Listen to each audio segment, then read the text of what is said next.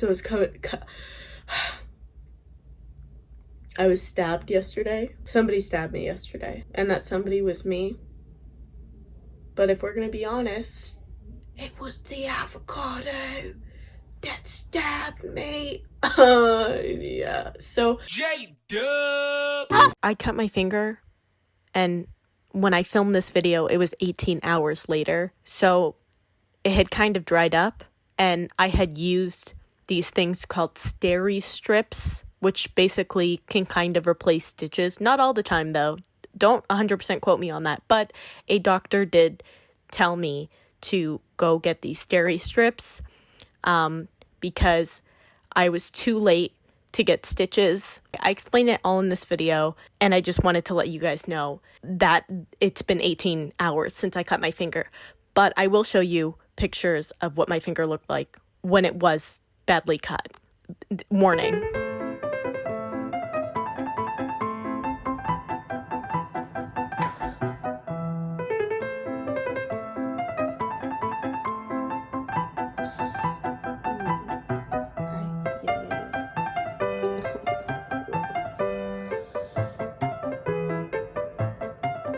Alright, these are steri strips. Last night, my finger was still pretty bad, pretty fleshy. Basically just like open. A small wound. It was half an inch, but it's deep. And my mom called a doctor that she knows, friend, and we sent pictures, and she said, yeah, you're probably gonna need stitches. You typically want to get them done within the first 24 hours, but who wants to go to the hospital right now? You know what I mean? Because it's fucking COVID. But thankfully we do have this clinic, this like one clinic that actually does stitches. I had the option of going there. Actually, I called them last night, and it's a distance away from me. Like, it's probably a 20-minute drive. He called me back and he was like, what's up? I was like, yeah, I cut my finger. So, and then he was like, well, I'm not the surgeon.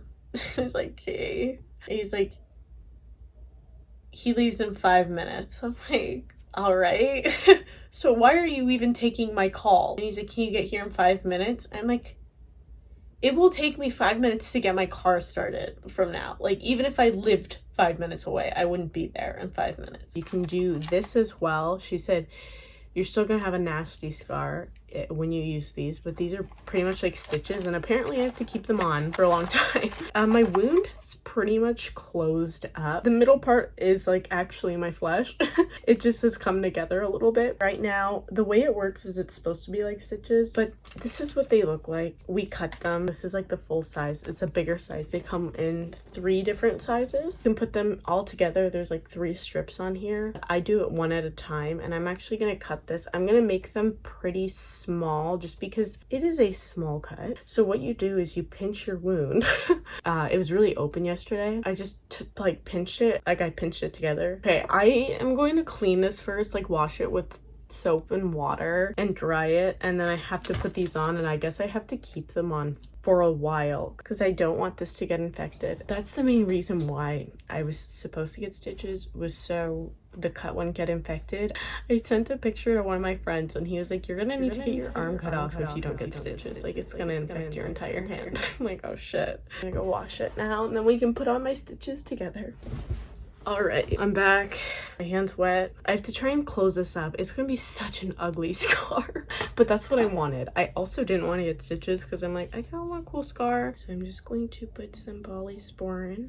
Okay, I'll show you what they look like. Do you see it? It's like a little piece of tape. That's, oh, yeah, that might be a little too small. So I'm just cutting them lengthwise so they can be skinnier. I want it to be able to breathe, so I just cut it way thinner. Okay. It is kind of hard to do a day later. I gotta wipe up some more polysporin. What the fuck? I thought I had another Q-tip. My god. And squeeze. Oh, there we go.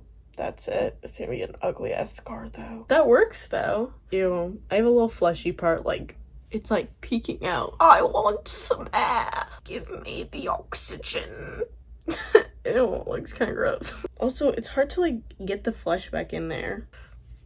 I feel like that's not doing anything. Oh my god, they're all coming off too. Splendid. You know what? Fuck it. I'm just gonna put the thick ones on. My cutting method clearly didn't work, so I'm just gonna put a fat one over. I just want it to close, mate. Okay, that's not bad.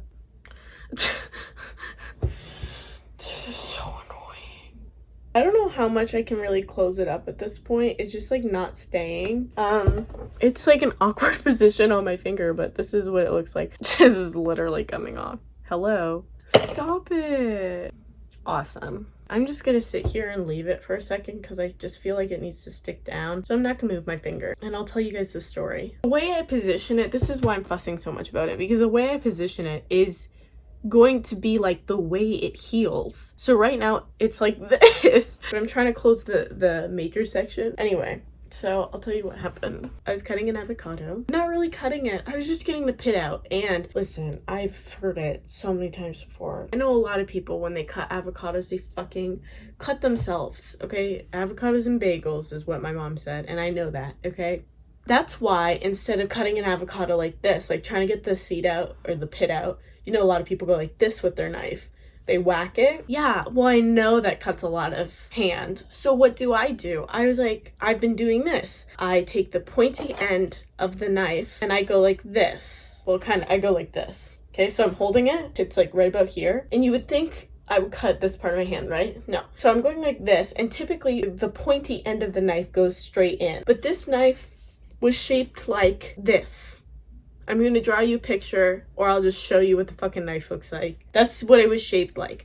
So basically, instead of going straight at it, I had to kind of angle it up. If you're angling it up, it can totally go like this. I think I hit once, didn't get a good hit. It wasn't enough to like pull that sucker out. So I went in again with force this time. But the knife slipped on the pit, and it went through the avocado and somehow wound up over here. It went around my finger like this. I didn't know that I was even that cut until I saw the blood. I feel like this happens all the time. When you break a glass in your hand, you don't realize you're cut until you see the blood, and then it's like, holy shit, that's kind of a lot. And I was just like, I think I cut myself. And then I was like trying to get my mom's attention because I didn't know how bad it was, but then it started bleeding a lot, and you know, your body just kind of goes into shock, and it was like bleeding a lot.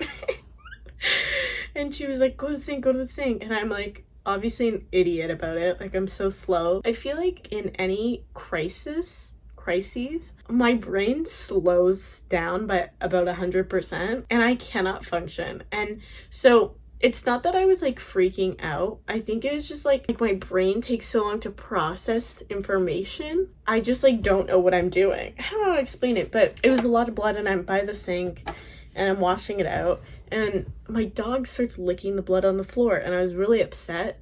Now, we give my dog raw food, side note. So he knows that what the taste of blood and raw meat tastes like. But I never thought he would go after my raw blood, you know? Because I'm the one who gives him his raw blood. So why would he eat the hand that feeds him, you know? Anyway, I was really pissed. So I was standing over the sink, and she's cleaning up my blood. And I'm like, I was like, I need you. Because I didn't know... I was just holding it over the water, but I felt like I needed to stop the bleeding, and I couldn't do it for myself. Like, I needed somebody else to do it. My mom comes over and she's like, why is this water warm? I'm like, because it's too cold. Anyway, she's cleaning up the freaking blood on the floor, and I'm like, Mom, just leave the blood. Like, I don't care if he licks it up. And my mom's like, no, that's gross.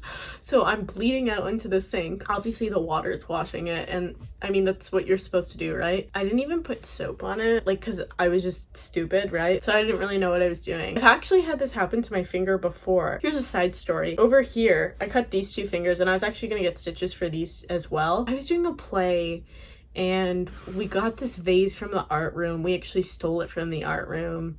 And I don't know what happened, like if it broke in my hand and my hand was in the jar. Like, it was a big vase and my hand was in it, and I don't know, it broke or something. And I didn't know my finger was bleeding until I saw the blood in the jar. And this is somebody's artwork that I bled all over. Don't worry, the art teacher gave a shit after for stealing somebody's artwork, and like, how dare you? And she's right. How dare I bleed on somebody's artwork? Anyway, it was really bad. I cut my finger actually just up here. Isn't that so weird? I'm a finger cutter. Anyway, it bled out really bad, and I went to the water fountain and just like I bled out into the water fountain, and there was a girl there who was really sweet. I was about to start crying because I'm like, There's just so much blood. I'm like, it doesn't even hurt. It's just like there's a lot of blood and it's stressing me out. So the same thing happened with my brain this time, except my brain again is 100% slower now. I don't know what it is with like old age, but it was a deep cut. Okay, it was a deep cut. And I was like, oh my god, this is a lot of blood. Suddenly my legs start going out. I start feeling dizzy. I'm gonna faint. I'm gonna pass out. And I've given blood before. Now obviously when you give blood, you're prepped for it, but seeing it shoot out made me want to faint. Literally the loss of blood. You know, it wasn't a shark bite. If it was a shark bite and I passed out, like that would make sense, you know, but I cut my finger and it was just a lot of blood. My mom walked me to the couch. I almost didn't make it to the couch. My legs just gave up and I was like, be strong, Jordan. Be fucking strong.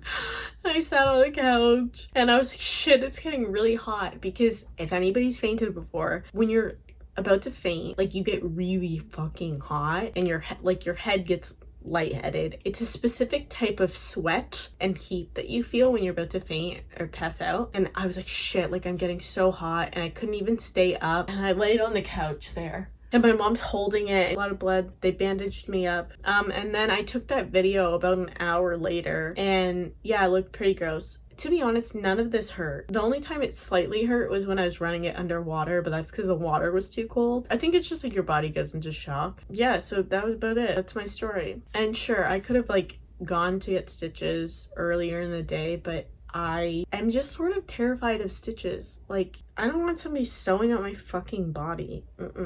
I'd rather have an open wound. Anyway, by the end of the night, I showed my mom what it looked like.